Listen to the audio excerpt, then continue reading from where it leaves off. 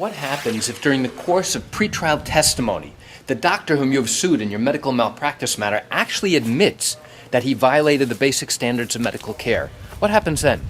You want to know the answer? Come join me on this short walk because I share with you the answer to this question. Hi, I'm Gerry Oginski. I'm a New York medical malpractice and personal injury attorney. All right, so you sued your doctor for medical malpractice. You believe that he was careless and caused you significant harm and injury. And now your doctor denies all of your allegations. So what does that mean? It means your case is going forward with the discovery phase towards trial. Now, during the course of discovery, we have an opportunity to question the doctors whom you have sued. Likewise, the attorneys who represent the doctors whom you have sued will have an opportunity to question you as well. We call this question and answer session a deposition. It's also known as an examination before trial.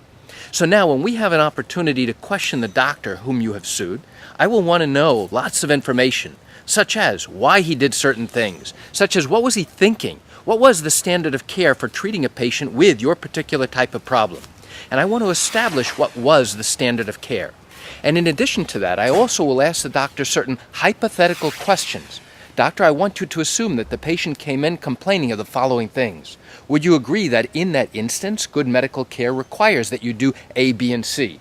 And now again, the whole purpose is to get the doctor to acknowledge what was the appropriate standard of care for that particular problem. Is there ever an instance where the doctor would actually voluntarily admit, that he screwed up and violated the basic standards of medical care? I'll tell you, I'm doing this more than 30 years, and I've never seen a doctor voluntarily admit that he screwed up. Instead, what I have to do is I have to ask him these hypothetical questions.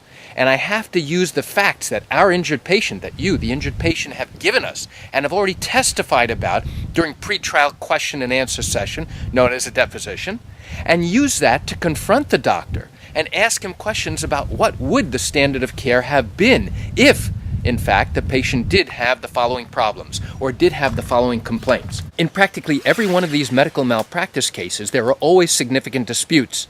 Disputes about what the patient said, disputes about what the doctor said, and so you've got an issue, right? And now ultimately it will be for the jury to decide who they believe. So now during my questioning of the doctor during this deposition, I need to ask him, Doctor, I want you to assume that what the patient has told us is true. If, in fact, that information is true, would you agree that to treat this particular condition, you have to do A, B, and C? True? Yes. And would you agree that if the patient only complained of A and B, then the standard of care required you do X, Y, and Z? Isn't that true? Yes. And then I will contrast what he actually did based upon his own notes and his own records for this patient.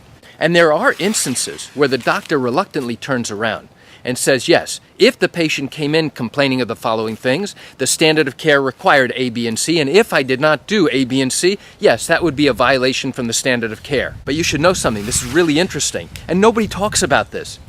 There's so many instances when I ask these hypothetical questions where the doctor actually hesitates and he pauses, and sometimes he'll turn to his attorney and basically say, hey, listen, do I really have to answer this question? And although the attorney is going to object to this particular question and to a series of hypothetical questions, the doctor is still required to answer those questions.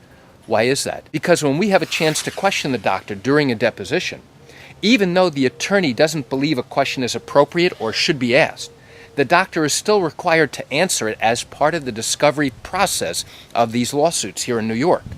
So, the doctor may not like answering the question, the attorney may not like the fact that the doctor is giving such an answer, but the attorney knows that the doctor must answer the question. And what's the question? Doctor, would you agree that in a situation like this, appropriate care would require that you do A, B, and C? True? Yes. And a physician who fails to do A, B, and C in light of the following complaints, that would be a departure from good and accepted medical care, correct? Yes. So why do I share this great information with you? I share it with you just to give you a sense of what really happens in these medical malpractice cases in New York. You know, I do understand you're likely watching this because you have questions or concerns about your own matter. Well, if your matter did happen in New York and you have not yet started a lawsuit but are thinking of doing so, what I invite you to do is pick up the phone and call me if you have questions. You know, I answer questions like yours every single day and I'd love to talk to you. You can reach me at 516-487-8207 or by email at Gerry, Gerry, at oginski-law.com. That's it for today's video. I'm Gerry Oginski. Have a wonderful day.